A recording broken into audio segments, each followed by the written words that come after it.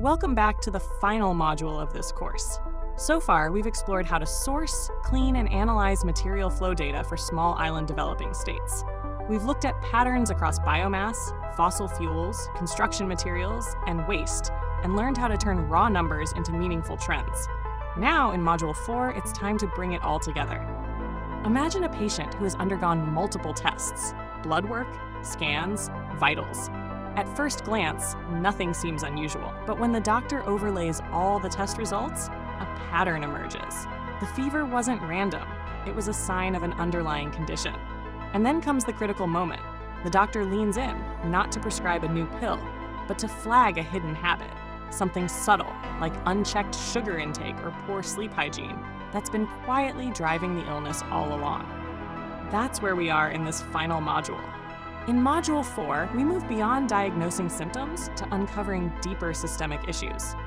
We bring together everything we've learned and begin to ask the harder question: why? Why did material use surge after 2016? Why did biomass extraction decline, even as imports grew?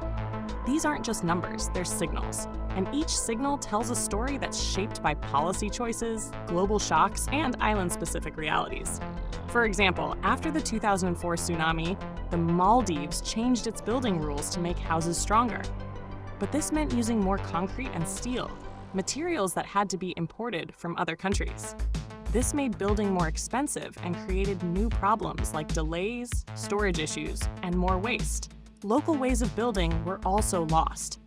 This shows that even policies with good intentions can cause problems if they don't match the local situation. That's why it's important to link data and policies carefully. This module is about making those connections. We shift from analysis to synthesis, from isolated data points to system-level solutions. You'll also engage with adaptation planning, stakeholder perspectives, and real-world policy framing. For small island developing states, this step is critical. With limited room for error and even smaller resource buffers, a single policy misstep can have cascading effects. On the other hand, a well-informed intervention, like reducing trade dependency, decentralizing energy systems, or localizing food production, can help pivot the entire system toward resilience. In this final module, you'll learn how to translate findings into policy briefs, communicate with stakeholders, and propose circular strategies that reflect both evidence and lived realities.